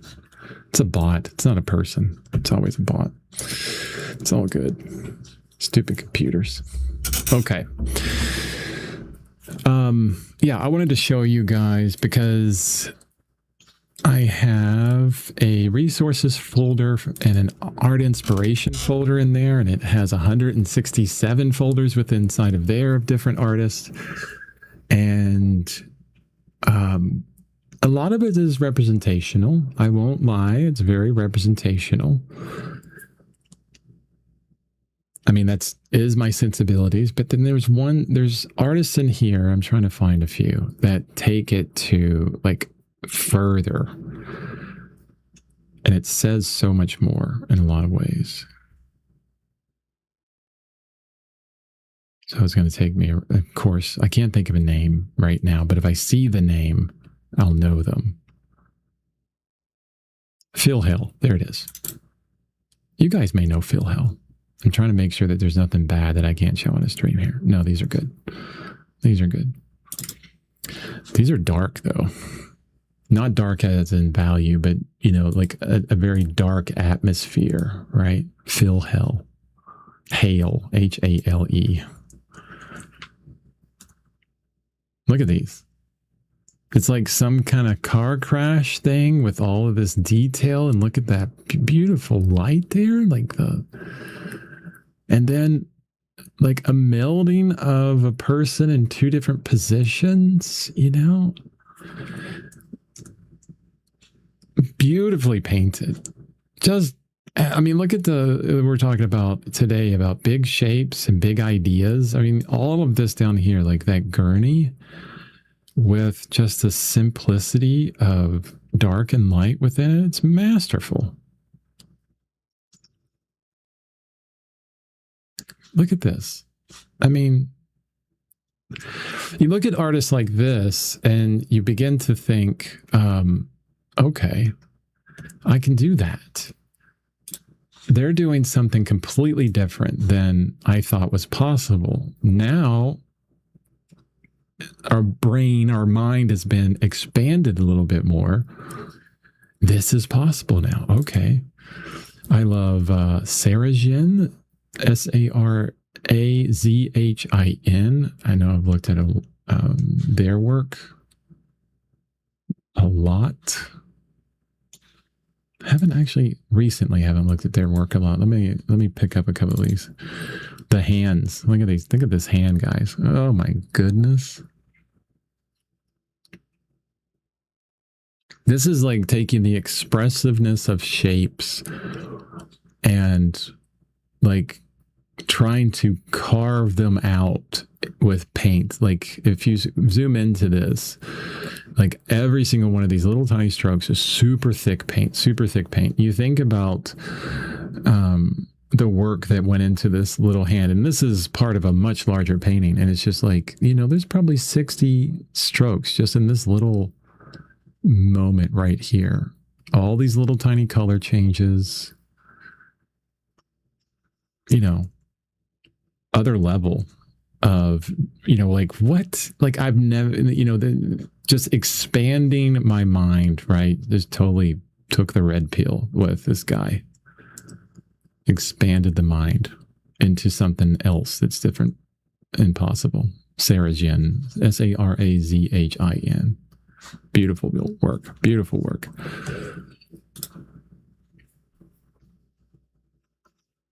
So watercolor says, maybe a silly example, but tattoos are traced and transferred onto the skin, yet the skill of the tattoo artist can really make a difference. Yes, totally.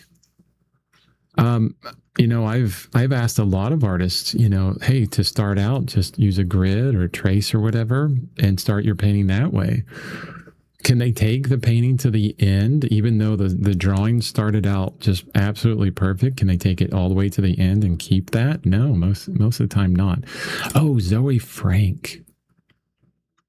So, one of my most favorite artists ever, Zoe Frank. Here you go. Back to the screen.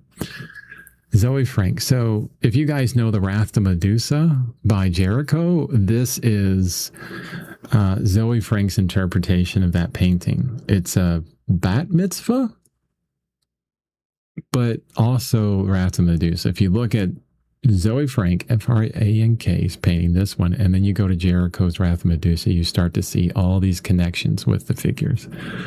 But beautiful, beautiful work. Look, if I zoom into this guy here, right? Look how everything devolves into just beautiful shapes and textures. Like she's pressing stuff to the canvas. This is a person, like this is like a pressed texture to the canvas for this dress. This guy here, like the ability is there, but she's taking it to this other level of work, right? This other idea to express more, not just like, she could do portraits all day long, right? She could do the portraits all day long, but she's like, no, I want to do more. Like I have more in me than just expressing what's there. I think she works on paintings for like 6 to 12 months. And then, they're unveiled, and then people are fighting to pay her hundreds of thousands of dollars for these paintings because they're so good. Zoe Frank will blow your mind. So good. And then one of her teachers, Susan Lickman, is also really good. I'm trying to find a very, besides Rothko, another contemporary artist that I've looked at that has just kind of blown me away. Non-representational artist, but I can't think of any right now. If I think of any in the future, maybe Diebenkorn. Ugh, how can you not love Diebenkorn? Oh my God.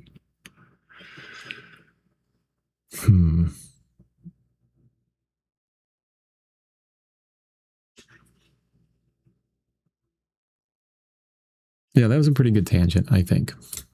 A pretty good tangent going into that.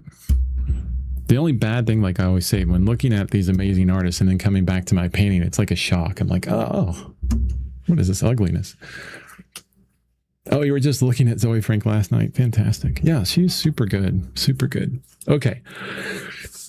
Now's the time when I need to look at this painting and really think about it. We should all have these moments in our paintings when we're like, okay, I don't know where to go next.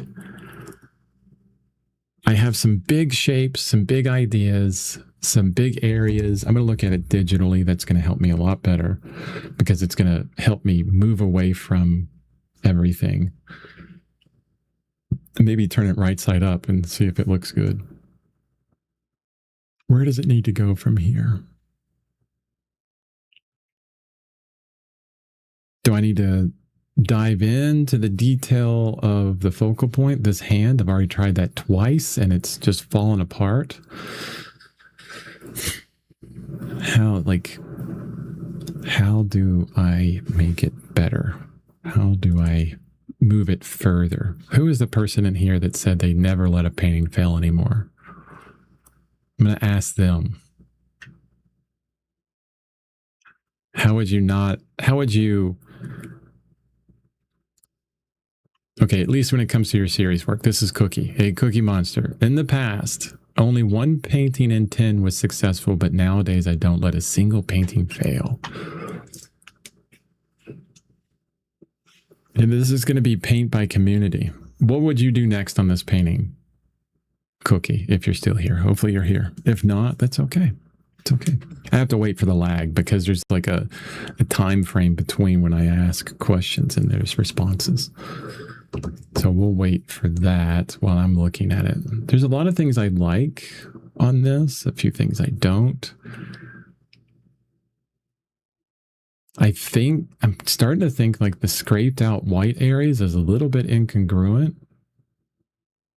Like it's not working, but let me try it in a couple other places. Like right here, this stroke I want to be lighter. Yeah. And I like how this line, like there's a little bit of light on that part of the thumb and it just blends into the hilt of the knife. Just let it go. I think what really worked on the previous painting, and I have this up here so I can reference it.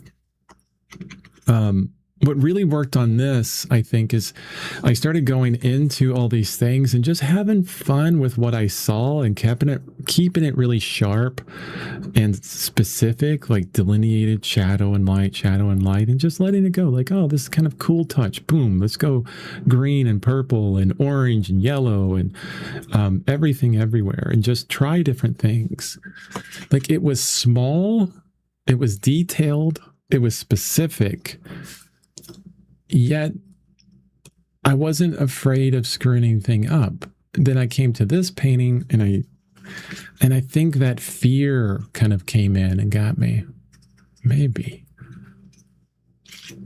So yeah, I'm seeing some things in this hand that I like a lot, that I can visually feel a way through, I think. In an interesting way. And maybe that's what it is. It's like we look at certain work. we look at certain work or references that we're painting from, and we can kind of see how the painting's going to go from beginning to end.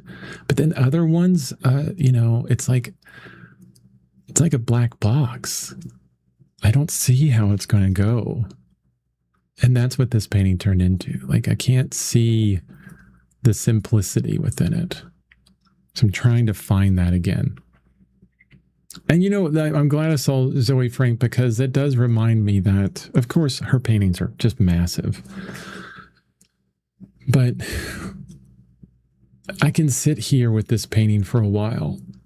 And maybe that's what Cookie Monster is going to say, is like, sit with it a while, take the time that it needs. And if you need another month on this to figure it out, then do that. Everyone on the stream's going to go, oh, that's the same painting again, Chris? Oh my God. But if it needs that, it needs it. See, like, even that, like, it's just a white shape, kind of where the tip of that finger is going to be, and it's okay. Same one there, and I'm happy with that. I'm actually happy with that. I need to get better with a palette knife, I tell you that. Your light and shadow are emotive on that piece. Nice, thank you. Yeah, I think you're right. Definitely watercolor. It's after letting go and just focusing on the bigger shapes, it's really helped to bring back, kind of some emotion within that, the simplicity within it. And now I have to figure out like these next steps. And I have to say, it's going to I'm going to start getting in like the same thing, but smaller. And that, what that reminds me of is, Catherine Kehoe. Yes. David Baird. I don't know. I have to check out David Baird. Baird.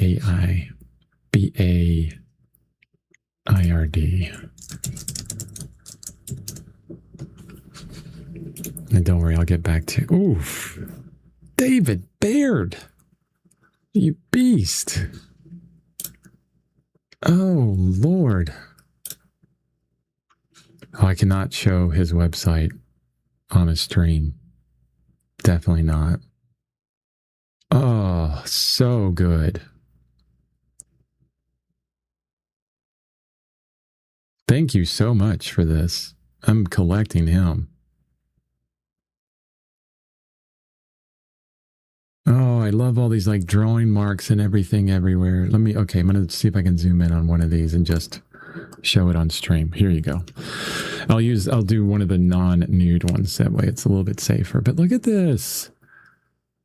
This reminds me of Antonio Lopez Garcia. A lot of drawing marks that happen, like Ewan Uglow is the same way. Coldstream, same way. Like some of these kind of drawing marks that are left in there, like figuring out shape. And it's like, yeah, let's just leave that. This perfectly rendered egg here, but then there's like stripes in places. And look, it's like the different phases of a pear or something, as it's being transported from the Enterprise down to Earth or something like that. Just amazing. And then, hey, I'm just going to take a side detour into these flowers and the white. And everything is soft. Like there's barely any hard edges. There's maybe a few hard edges. It's like everything's super soft. And then here I'm this area very soft. Oh, gorgeous. All over the place.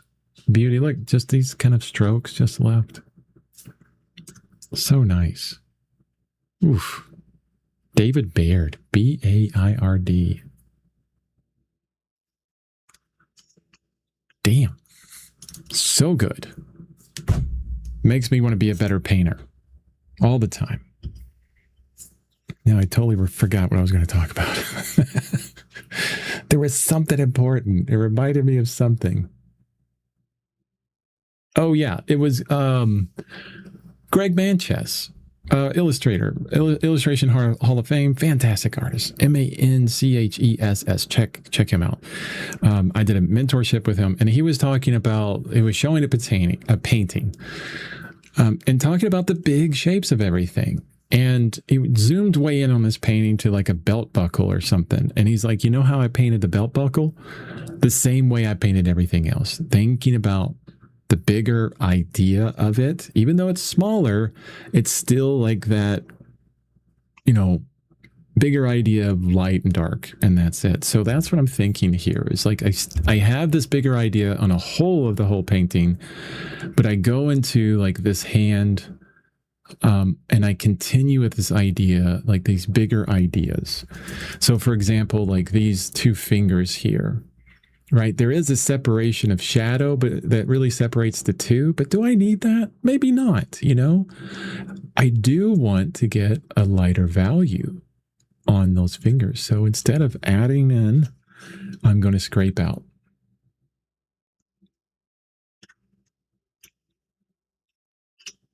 Boy, getting the perfect shape with a palette knife is so hard. I have to train that. Like, I want to say thumbnail. Let's see if we can do it with one stroke from a knife. No, that doesn't look right, but that's okay. At least I got the lighter color there. So it's like a thumb. It's a bigger, lighter. It's still thinking about the bigger shapes within that smaller area. And that's what this that's how this painting worked. It was still like a lot of coloration and things in there, but still bigger shapes, like this finger here. Light side, dark side. Yes, the dark side has got some interest to it, and there's like this gray separating the two. But I love that. Like, I could cut that out right there, and that's like my whole painting. Or these fingers here. I'm like, that's it. That's what I love, you know? Bigger ideas, but in smaller spaces. I don't think I'm going to work much more on this today. I need to like really kind of think and just sit with it for a bit. But I feel like this might be a better direction. We'll see. You never know with me tomorrow. Tomorrow it could be like a blank piece of paper up here. But I'm going to leave it upside down because I like this. Chris, if you ask me, I would create even sharper division of the picture plane. And you could take the use of light and dark even further. Yeah. Sharper division of the picture plane. Yeah. I think you're right. Yeah, 100% Cookie. Try a round palette knife also. A round palette knife? Wish I had one. That'd be kind of cool. Actually, I have a bunch of palette knives that Phoenix Artist Oils gave me, but all their edges are bumpy, so it doesn't work that well. Watercolor says, wonderful live, great community, subscribe, thank you. Oh, thank you so much, Watercolor. Glad you're here. I don't have a specific time I show up every day, but when you're here and you're asking questions, it's fantastic. Ronan them? Ronandem? Oh my God. I'm so sorry with names. I'm going to call you Ron. Probably awful. I'm sorry. Value, decompression, and saturation of color have totally changed the look of this. Yes. Yes, it has. It really has. Like, it got too crazy. And now I'm getting closer to Catherine Kehoe, to Susan Lickman, and Zoe Frank, and a lot of the artists I love by simplifying that. Thank you for that. The ambiguity is gone. Specifically, specificity kills expression a lot of the time. Yeah, that's a really good, it's the title of a video. Specificity kills expression. Yeah, I wrestle with this constantly. It's maddening. Yes, I'm wrestling with it right now. Thank you so much, Ron. Fantastic comments. 100%. Check Guido Mauas, Mauas. Yes, please. Give me all the artists. Guido. Maus.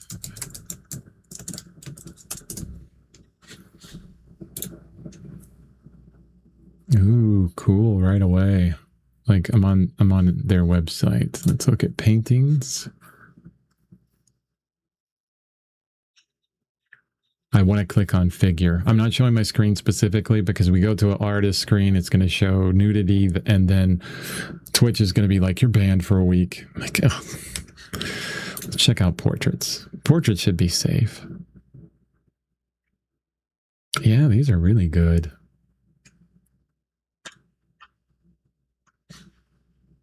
Drawings, nice drawings, simply done, but beautiful. Fiction. Oh, that's wonderful. Does a book and a short film as well. Nocturnal lights. That might be really interesting.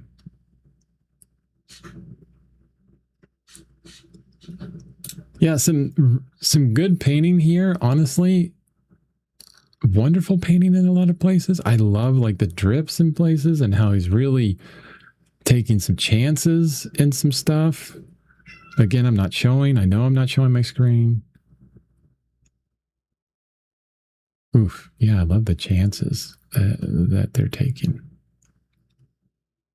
I'm going to show this part.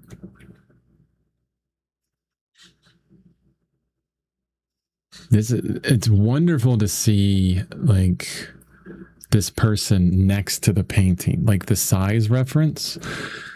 I get this a lot with my artwork where I just delivered a painting to a local person that bought one of my paintings, and they're like, oh my God, I thought it was so much larger. And I like that idea of, and in the digital age where there's like this confusion with like what size things are, but you can make a painting that has like this feeling of tremendous size in it, but then it's like 6x9. Look how big that is. And this, like, I'm looking at like this stroke here or some of these strokes that are happening. And I would be like, okay, that, you know, that's like a 1/4-inch brush or something going boom. But when you look at the painting in the full size, you're like, wow, okay, that's like a 2-inch brush, maybe a 3-inch brush. Just simply putting that in. This is kind of cool because if I'm going to switch back, sorry, I'm afraid I'm going to scroll into some nudity. The cool thing about this is if you can do it quickly, these bigger paintings, if you can express it in like these bigger shapes and you're used to working in large area, it's like, oh, I can do the, you know, maybe, you know, this is 8x12 here. If I could do the same size painting, you know, 30x40 in the same amount of time, it's like, well, here's a painting that's, you know, a few $1,000s or hundreds and hundreds of dollars versus, you know, 95 or 125, right? But the time frame is the same. Of course, that runs into things like if you're showing a $5,000 painting in a town that the majority of what people can afford is around $100, I mean, you're outpriced the area too, so you have to think about that. There's a website called Painting Perceptions that's filled with amazing painters. Oh, Painting Perceptions. Yeah, we're just talking about art right now.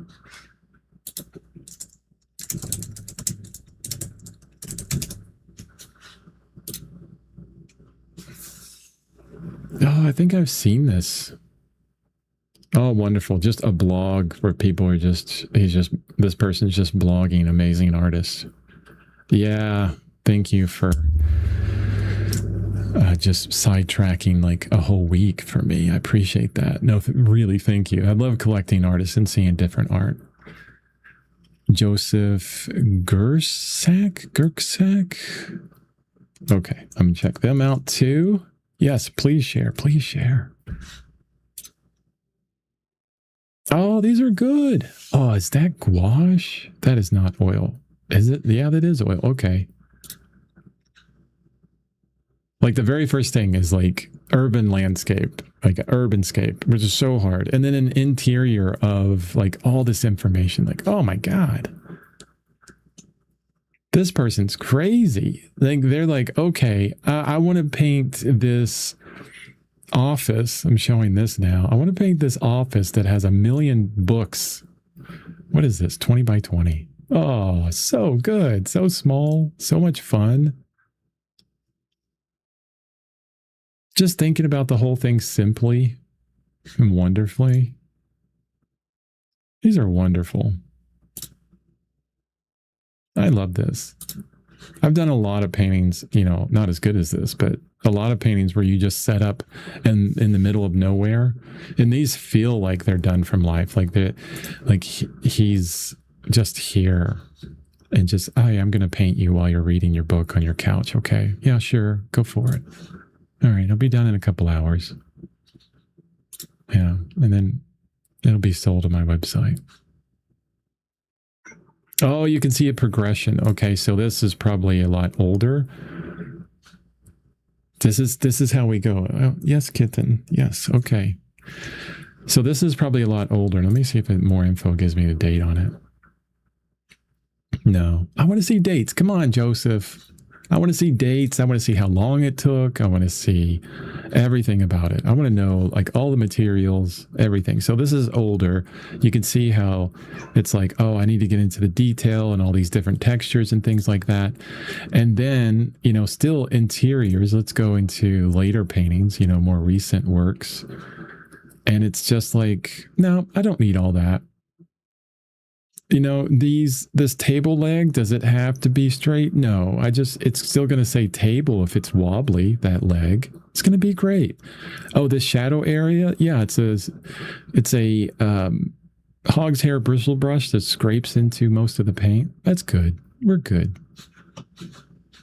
Yeah, see that? We start getting more brave with things. Oh, plein air stuff. This reminds me of Rob English. Plein air paintings done really fast and really beautiful. Oh, super good. Another good one. Thank you. Let's go back to comments. Michael KLR. Oh, is that an Instagram handle? Maybe. I just checked him out. Looks very good. Okay, let's look at them.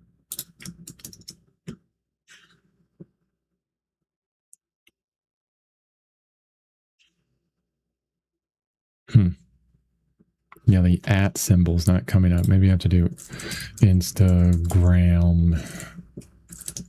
And then, sorry, it's not available. Okay, you'd have to get more information, Cookie, on Michael KLR or KIR.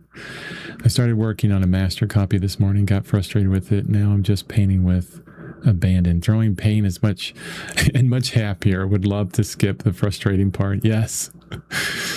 Sometimes we have to go through it. It's like, the way I look at it is, we're looking at like this reference here. It's really complex. When we look at a hand for the first time, we're like, I have no idea what this is. Like translating the visual world into paint. And like we can recognize everything instantly, what it is and all the details, but translating it into paint is a process. And usually the only way when we start doing this and we know how to do it is to look at it in minute detail and copy each little bit over at a time. And it's us trying to understand what we're seeing. It's kind of like, you're learning a language. And usually you go to school, you start to learn a language, and they're going to start you out with like conjugating verbs, like with Spanish, right? And you're like, oh my God, it's like such minute detail. Can you just tell me how to ask somebody, ¿Dónde está like el baño? Where's the bathroom, right? That's all I want to know, una mesa para dos personas, por favor. One table for two people. That's the kind of stuff I want, but in order to really understand the language, the visual language has to go through the details first, and then we broaden out, right? And get to the poetry of it. It's like me talking on these streams. I don't have a big handle on the English language in general. So how do I come at these? I hit you with like a fire hose of words constantly. If I was as poetic as, like, I don't know, some amazing poet out. Oh, Maya Angelou. If I was Maya Angelou, I would just come onto the stream and I'd be on for like a minute and I would say a few words and everybody's mind would be blown. But I need to use a bunch of words. So we kind of move through this like detail, this frustration of like, and it's herky jerky. It's like, I'm trying to understand what's happening. And, it's just kind of like you're stumbling throughout. And then eventually it's like the fog lifts and you're like, oh, I'm understanding these shapes and those forms, the eyeball, the nose. And now I can do it more simply. But it is fun to throw paint around. We love Chris art. Thank you. Thanks, Michael. Hey, Chris. How you doing? Really changed up the painting today, Chris. So I'm glad you're here to see me destroy most of it. Happens nearly every time, LOL. He uses oil and gouache. His interiors are second to none. Yeah, they're really cool. Oh, I'll tell you what, man, you're really moving up the list for me. Really love your work. Oh, thank you so much. I appreciate that. I want to show you like some of my old, I hate showing off. I don't even know if it'll be showing off. Maybe it won't be showing off. Maybe it'll be terrible, but I don't even think I have for sale any of my old interior work that I did. And it was so much fun. I do want to show you guys this because it was like a way to let go. I can't show the last page on my website because it's full of nudity. Stupid Twitch. Yeah, just super detailed years and years ago. Super detailed. I'm scrolling through my website. Don't worry, I'll get to something to show you. I just want to kind of get a understanding where I'm at. Okay, no, that just moves way too fast. I need to go to my like daily art page. And this is why I share everything on daily art, because there's a lot of things that never make it to the page where I'm actually going to sell them. It's more and more now, like everything I do shows up for sale because I've gone through so many galleries and things where I've shown my work and I've thought, X or Y will sell or X or Y won't sell, and I'm always wrong. So now it's just like, to heck with it. I'm just going to show all my paintings with a few exceptions. If I go to like a Urban Sketchers and, it's just me playing around, I probably won't put it for sale. But every now and then some of those come out pretty good. So you never know.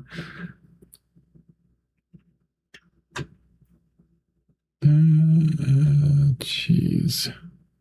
Now there is this one series. Where are you at, Chris? I actually know it was before this. It was way before this. So let's go to page 40.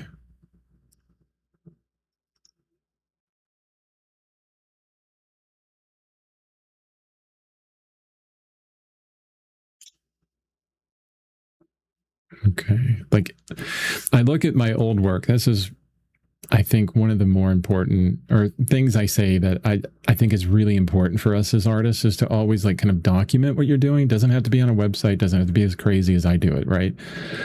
But if you begin to take photos of your work and reference them like from back in the day or whatever, you're like immediately kind of projected into that time. And you go, oh, I know exactly what we're living. I know what was going on that time. I know what was happening, blah, blah, blah. Like everything, you can move through it that way. Let me show you this page. So this was a very interesting time in my life, right? And we have, like, I was doing life drawing constantly and painting and life drawing. I was doing still life painting. And right here, I think, right around there, probably maybe a little bit earlier, this could have been the first one I did. But I was tired of I'll zoom in on it. It's probably a bad image. There's probably no image there. Oh, there it is. There's me painting in a room, this like stupid lamp. I was tired of creating or trying to think of what to paint all the time. Okay. I wanted to remove that speed bump. I wanted to just paint. Didn't matter what it was. I didn't care. I just wanted to get better. So I just wanted to paint. So I did this weird thing, and I can scroll through a lot of these other interiors. And I ended up settling on a table that I painted like 20 or 30 times with different still life setup. This table here that we had, our kitchen table, this guy. Let me go to page 37. That'll show more of it. Yeah, this table. Look at all these. Like, it's the same table, just set up in different ways. And then I went off to different things. But none of these are for sale. They've never been for sale. I think I gave away most of them, right? But I'll go back to art and face. So I did this thing where I was tired of like picking what I was doing. So I numbered all the rooms in the apartment we were living in. It had 7 rooms to it. It's a 3-bedroom, 2-bath, and I included the bathrooms, the living room, kitchen, everything. Numbered my rooms, and then I did a random number generator. And whatever came up, I went to that room and I said, okay, I need to paint something in this room. And, I had a very mobile setup at the time. And then I had a compass. So I'm in the room with a compass, and I did a random number generator from 0 to 360. And whatever number came up, I would face in that direction. Okay. I could move forward. I could move backward. I could move left and move right, but I had to face that direction on the compass in the room. And I had to, I could sit, I could stand, I could do whatever, but I had to figure out what I could paint in that direction in that room. And several times it was like, I'm looking directly at like sliding doors for my closet, and that was it. And then several of them were like, oh, you're ending up in the bathroom, and it's like, what the heck, you're looking at a white wall, what am I going to paint here? And it was just got me out of this whole thing of thinking about what to paint, when to paint. And it was just, if I could just do those number generators real quick and just sit down and go, okay, fine. And I discovered like just beautiful things, because I was like, okay, well, I'm in the living room. There's no light in here. It's nighttime or something. So I grabbed like a lamp and I just light up like the recycling that's next to the front door that we put there to remind ourselves to take it out, when we leave the next morning. And it was just a beautiful light on this recycling. I'm like, it's shining through this like clear orange plastic or something. I still remember that painting. It was fantastic. And we can do these kind of things. We can break out of this mode of this is what we're doing, whatever it is, and just let things go. Like, it doesn't have to be a certain process. We don't have to stick to this certain process all the time. We can be creative, not only within the painting process, but also with like thinking about what we're going to paint. Just let go. Just, there's nothing to lose. You're going to paint something in front of you. You're going to learn a bunch about the materials, about yourself, about how to get better. It's all about that, really. Getting to it as quick as you can. And then also, like, what happens in life is, in this art thing, is we'll have these moments like that where you just kind of let go and you're painting and painting and painting. And then you start getting more concerned about, I want to try this type of paint and maybe that type of paint, or maybe this surface, maybe that surface. Oh, I want to try maybe this subject matter, or like, I'm interested in this. And you start piling more and more and more. And then all of a sudden you realize, a few months later, that you're kind of jammed up. You have all of these things that have kind of come in, that you've brought into your painting process, that creates a tremendous, like, it becomes too complex, right? Like, I don't know if any of us have ever known artists that are like, well, I must have my studio in this certain lighting with these certain materials and that it's got to be this kind of thing. Yeah. Hey, another person got a Monday headache. Yeah, you said that before. Hopefully you can get through the day and that headache goes away really quickly. Well, I know one thing. I'm not going to cause any more headache for you because I'm about to go. It's the end of the day. I'm happy with this. I'm happy with the way it's looking. Oops, wrong one. This one. Look at that. I can really see the coloration difference when you compare it that way. But bigger shapes, bigger idea. And I think that's how I'm going to work it tomorrow is big shapes, just in smaller scale. All about the big shapes again. And if you saw the camera move, it's because my cat is rubbing on me and my... Come here. Come here. Everybody wants to see you. So this is LaFay. So yeah, say hello, LaFay. She's like, no, you're supposed to be feeding me right now, Daddy. Don't worry. I will. I will. Isn't she cute? She's so cute. I got 2 cats, Michael. 2 cats. Cats, not kids. Thank you, another person. Appreciate it. Hey, appreciate you guys showing up and asking all the questions. Go to my website, chrisbevan.com. Check out my work. Yeah, and that's all I'm going to say. I appreciate you. Have a wonderful rest of your Monday. The Mondays. Sorry about that. I'll see you tomorrow. Bye-bye. Thank you.